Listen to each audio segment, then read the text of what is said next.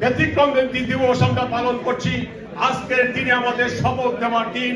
আমরা কিভাবে 5ই আগস্টের পর থেকে বাংলাদেশের রাজনীতি যে জায়গায় গিয়েছে আমরা সেই পুনরায় কিভাবে ঘুরে দাঁড়াবো সেই লক্ষ্যে আপনাদের সবাইকে আজকের দিনে এখান থেকে শপথ নিতে হবে। জননেত্রী শেখ হাসিনা আমাদেরকে তার বক্তব্যের মাধ্যমে তুলে ধরবেন। আমি আমার বক্তব্য দীর্ঘায়িত করতে চাই না।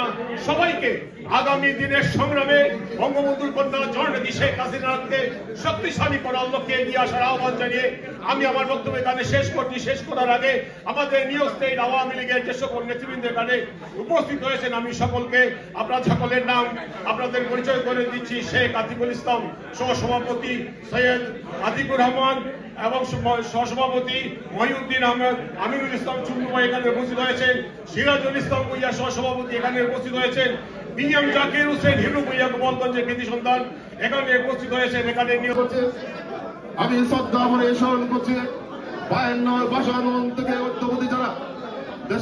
জাতীয় জাতির পিতার জন্য জীবন দিয়েছেন, আমি তাদের শ্রদ্ধা করে স্মরণ করছি।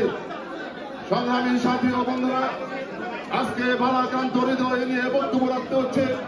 সেটা হলো, আপনারা জানেন বঙ্গবন্ধু তুমি আমাদের প্রাণপ্রিয় নেত্রী জননেত্রী শেখ হাসিনা আজকে আমাদের মাঝে থেকে অনেক দূরে আছে।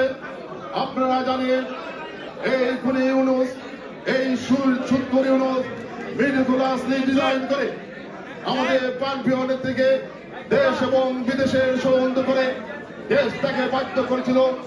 আমি সেই খুনি ইউনূসকে এবং সুৎখোর ইউনূসকে আমরা দেশ এবং আন্তর্জাতিক ভাবে নামতে পারবো ততদিন পর্যন্ত এই যুক্তরাষ্ট্রে আমরা কাঁধে কাঁধ মিলিয়ে কাজ করে যাব, এই আশা ব্যক্ত করে আমি আমার বক্তব্য শেষ করছি। পাকিস্তান থেকে লন্ডন, লন্ডন থেকে দিল্লিতে আসলেন এবং বঙ্গবন্ধু তার মূল কাজটি করে গেছেন। সেটি কি? বঙ্গবন্ধু শ্রীমতী ইন্দিরা গান্ধীকে বলেছেন যে আমরা বাংলাদেশের মানুষ এবং আমি ব্যক্তিগতভাবে ভারতের কাছে ঋণী এবং কৃতজ্ঞ, এবং সাথে সাথে জাতির জনক বঙ্গবন্ধু সেই কথাটিও বলে এসেছেন যে মাননীয় শ্রীমতী ইন্দিরা গান্ধী, আপনি আপনার সৈন্য আপনার দেশে ফিরিয়ে নিয়ে যান। সুতরাং এই যে স্বদেশ প্রত্যাবর্তন দিবসের যে এই যে চেতনা, এটি চির অম্লান।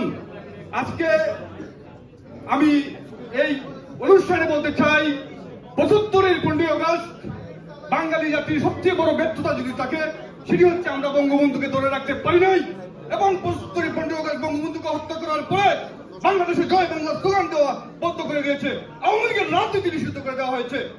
তখন লক্ষ জনতা তাকে সম্বর্ধনা জানিয়েছিল এবং সেই অনুষ্ঠান মাধ্যমে বঙ্গবন্ধুকে বঙ্গবন্ধু বলে উপাধি দিয়েছিলেন।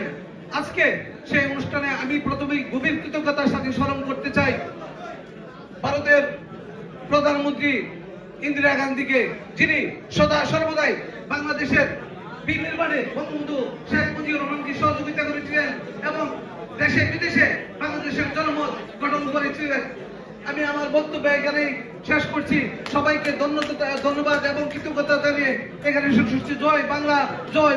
অনেক বক্তব্য দিয়েছেন, জ্বালাময় বক্তব্য দিয়েছেন। আপনারা ইতিমধ্যে হয়তো জানেন আমি একটু ফেসবুকে লেখালেখি করি, বাস্তব জিনিসগুলো একটু তুলে ধরতে চেষ্টা করি। উপরে আল্লাহ, আমার মনে কোনো নিজের স্বার্থের জন্য কিছু করি না, তারপরেও কিছু কিছু জিনিস বলতে হয়। আজকের এই অনুষ্ঠান সম্বন্ধে আমাদের বক্তব্য দেওয়া উচিত।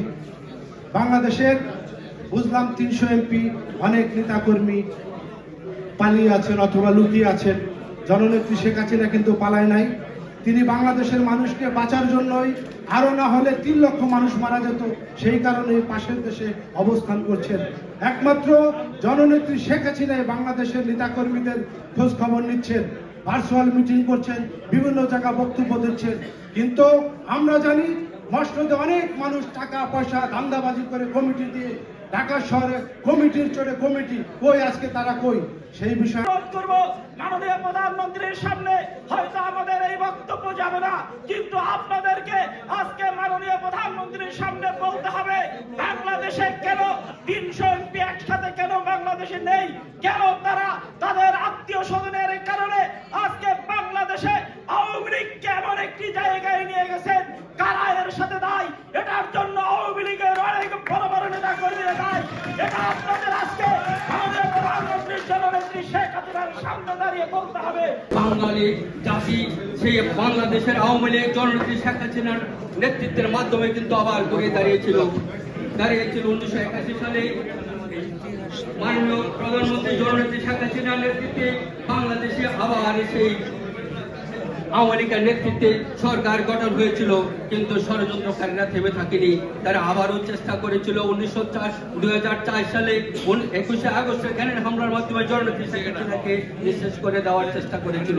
সেই ষড়যন্ত্রের ধারাবাহিকতায় সেই 2024 সালের জুলাই আগস্টের এই ষড়যন্ত্রকারীরা মেটিকুলাসলি ডিজাইন ষড়যন্ত্রের মাধ্যমে ডক্টর ইউনূস তার গংরা জননেত্রী শেখ হাসিনাকে আবার বাংলাদেশের মাটি থেকে বের করে দিয়ে বাংলাদেশে মিডিকুলাসের বিরুদ্ধে মিডিকুলাস পদ্ধতির কারণে আজকে বাংলাদেশ এবং বিশ্বের বহির্বিশ্বের কিছু কুচক্রী মহলের কারণে, জঙ্গিবাদের কারণে আজকে বাংলাদেশের বাইরে। আমি আর তীব্র নিন্দা জানাই। আমরা এইখান থেকে আজকের অনুষ্ঠান থেকে আমরা সোচ্চার হব। আগামী দিনে জননেত্রী দেশরত্ন শেখ হাসিনাকে যতদিন পর্যন্ত দেশে ফেরত নিয়ে না যেতে পারবো ততদিন পর্যন্ত আমরা মাঠে থাকবো। আজকের অনুষ্ঠানের প্রধান অতিথি আপনারা জানেন, বিশ্বনন্দিত নেত্রী, বাংলাদেশের প্রধানমন্ত্রী, দেশরত্ন জননেত্রী শেখ হাসিনার সুস্বাস্থ্য এবং দীর্ঘায়ু কামনা করছি।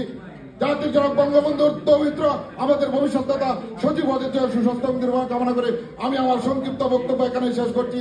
জয় বাংলা, জয় বঙ্গবন্ধু, বাংলাদেশ। আজকে বিচরণ করছি, স্মরণ করছি সেই 1971 সালে 8ই জানুয়ারি পূর্ব পাকিস্তানের জেল থেকে যিনি লন্ডনে গিয়েছিলেন, 10ই জানুয়ারি যিনি প্রত্যাবর্তন করেছিলেন বাংলার মাটিতে, সেই জাতির জনক বঙ্গবন্ধু শেখ মুজিবুর রহমানকে। আমার বক্তব্য দীর্ঘায়িত না করে শুধু এটুকুই বলবো, আমরা আজকে দীর্ঘদিন আওয়ামী লীগ, এই বাংলাদেশের ইতিহাসের রন্ধ্রে রন্ধ্রে যে আওয়ামী লীগ, ইতিহাস সৃষ্টির মহানায়ক যে আওয়ামী লীগ, আজকে আওয়ামী লীগ কেন এত লাঞ্ছিত, আজকে আওয়ামী লীগ কেন এত বঞ্চিত, আজকে আওয়ামী লীগ কেন আজকে এভাবে আমরা সকলেই আজকে এতভাবে আমরা অপমানিত উপস্থিত হয়েছেন যুক্তরাষ্ট্র যুবলীগের অনেক নেতৃবৃন্দরা। যদি কেউ নাম মিস করি পরে আপনারা কষ্ট পাবেন। আপনারা সবাই এসেছেন, আপনাদের সবাইকে আজকের আয়োজক কমিটির পক্ষ থেকে, যুক্তরাষ্ট্র যুবলীগের পক্ষ থেকে ধন্যবাদ ও কৃতজ্ঞতা জানিয়ে আমি আমার সংক্ষিপ্ত বক্তব্য শেষ করলাম। জয় বাংলা, জয় বঙ্গবন্ধু, জয় শেখ হাসিনা। আসসালামু আলাইকুম। ধন্যবাদ ও কৃতজ্ঞতা জানাচ্ছি এখানে পেনসিলভেনিয়া থেকে আমার পেনসিলভেনিয়া যুবলীগের সম্মানিত সভাপতি আলিমুদ্দিনের নেতৃত্বে আসছেন আপনাদের সবাইকে আজকের আয়োজক কমিটির পক্ষ থেকে আমাদের অন্তরে